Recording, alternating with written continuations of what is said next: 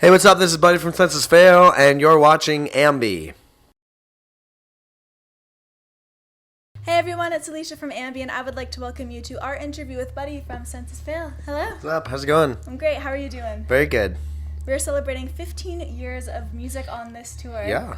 How is everything feeling? How's the thing going down so far? It's been very good. I mean, honestly, I would say it's the most successful tour we've had in, I want to say, like 10 years. Maybe. Okay. Yeah. I've been a little surprised. I mean, it's been going very well. Why do you think that is? You said something the other day. It feels like a rebirth, and you're stronger now than you ever have been. No, I there's been so many iterations of Senses Fail, and so many we've explored so many different styles. I don't know. I think we just sort of we recently put out this EP, and I think a lot of people were super interested in it. Even though it's an EP, which sometimes people maybe like look past. I think people like really liked the songs on it, and I think when you put out some good new music and you feel excited about what you're doing, it translates and resonates with people. And plus, there's a lot of people that relate to this record that we're playing, and a lot of people that felt the need to come and support the band for being around 15 years. And I think they're coming and seeing a show that's better than probably we've ever done. So when you mix all that together, I think you get a feeling of newness, but also excitement and like a rejuvenation type thing. Because there's just been many versions of Senses Fail, and I think this is a very good one. You mentioned a record there. It's because you're playing Still Searching in its entirety. Mm-hmm. Yeah. When you think back, though, to 15 years, the first memories that come to mind going back, what are some of those? Oh, I mean, there's so many. I mean, I don't know. I have so many memories of Toronto. I have so many memories of Canada. I have memories, like, upon memories of memories, just because we've done so many tours. I mean, upwards of 50 or so tours, something like that, So we probably played Toronto, I don't know, 30-something times maybe altogether, and all the times we played. And it's really hard to, it depends where I am. Like, I have memories of Toronto, and when we're in Detroit, I remember all the, various shows we played in Detroit. So, 15 years, it's just, to me, the things that stick out are, unfortunately, a lot of the, like, hard times. I mean, those are some of the things that stick out, because there's probably been more hard times than enjoyable times for Senses Fail, for me, up until recently. I don't know, for many different reasons, but a lot of the past wasn't always the most fun for me, even though it should have been. Well, the EP you mentioned is the latest acoustic release in your absence. And it's really neat because you put your acoustic and heartfelt spin on a couple of new tracks along with some older ones. Mm-hmm. So when you're looking through the discography, how did you choose which older ones you wanted to put this more toned down take on? I just thought, we just kind of picked two that we thought would sound good, that we thought people would also want to hear, we could do something other than just an stripped down acoustic version. We wanted to like add some accompaniment too. So, just thought about something that people would want to sing along to, that would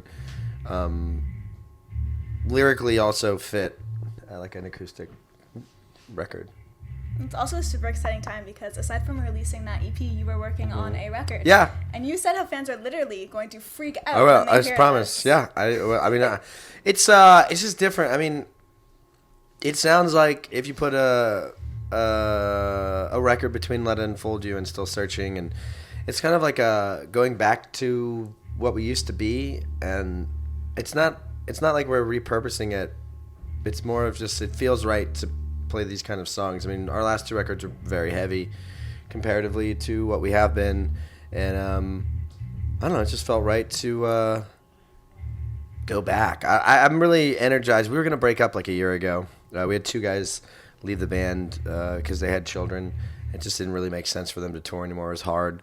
And I didn't really know what to do, and I don't know. I was just like, I'm 32 years old, and all I've done is play music, and what am I supposed to do with my life type thing? Because I've tried a lot of different stuff. I've worked in the music industry. I worked at a label. I've managed bands. I've done a bunch of different things. Like, it's not like I've only been in the band. Like, I've done other things. I've explored other avenues, and they just never felt right, so I came back to music. And then, last year just felt like, I don't know what I'm going to do. And then my wife got pregnant, and I was like, man, like, I just need to dedicate myself to this band 100%. And I don't know if I've ever really done that, because I've always had like one foot out the door, because that's just the way you should technically be as a musician, is just assume that it's going to end.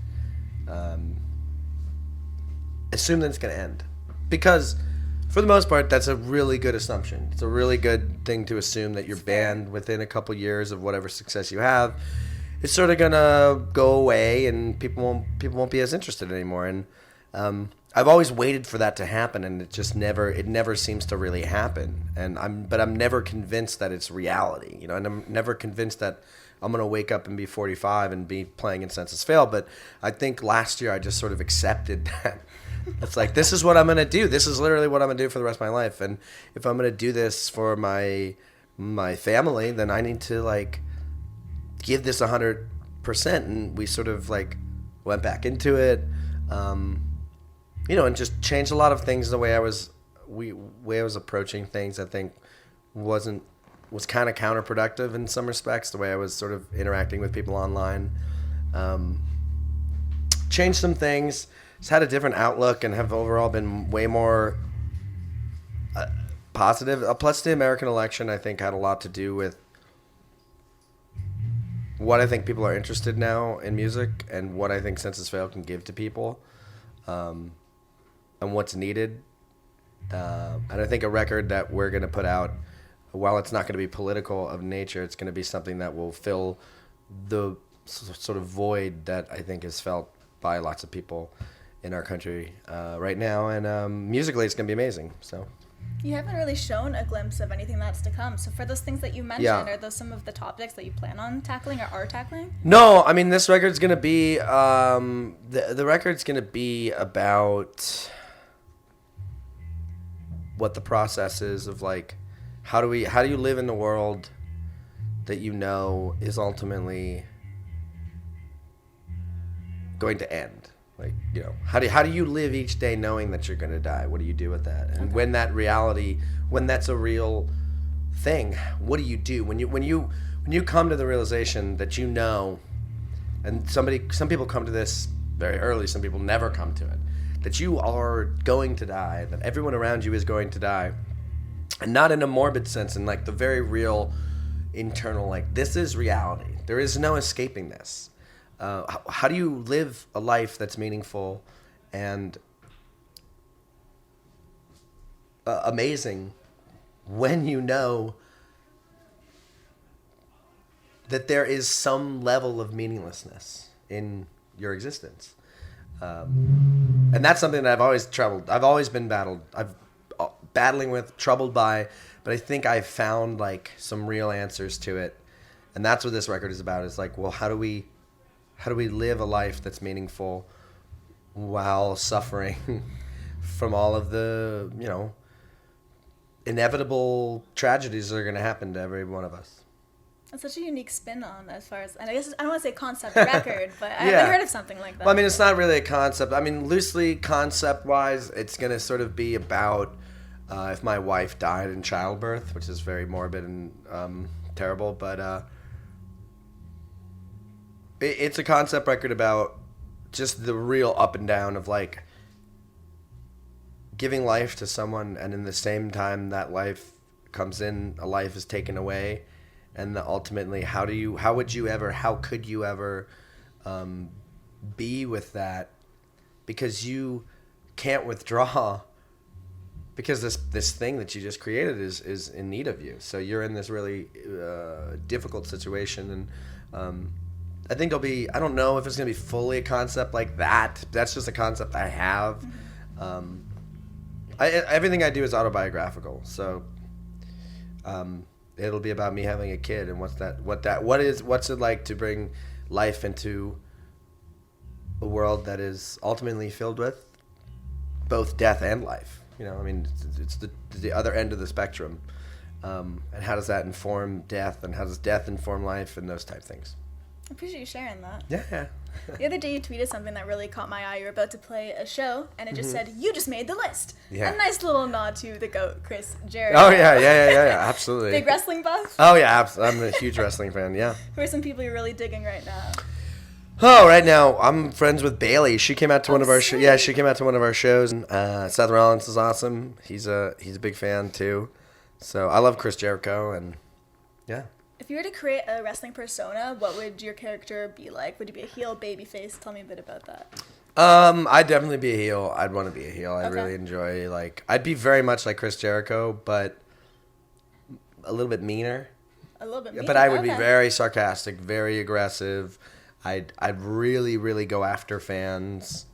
Like, I wouldn't be like Kevin Owens' heel, who's like, actually, you feel like he's actually like dirty and like bad. Like, I'd be like, we kind of like this guy, but I hate him. That's You'd what I would. love to hate him. Yeah, exactly. Okay, That's cool. what I would go for, which is kind of like a Chris Jericho. So, Yeah. Yeah. You had mentioned a couple of newer wrestlers as far as who you're digging right now, but to you personally, who is the ultimate wrestler? Oh, one of my favorites is I really like Razor Ramon.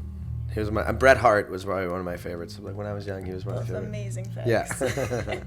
Let's wrap everything up. Is there anything you want to leave with all of your fans? No. I mean, we're always thankful for all the support, and we appreciate it, and excited about the future. Awesome. We're excited about it as well. Thank you so much Cool. for joining me. Yeah, thank you. It's my pleasure. And remember, to everyone viewing, you can visit us at musicblogger.com for all exclusive interviews, features, videos, and so much more. See you next time.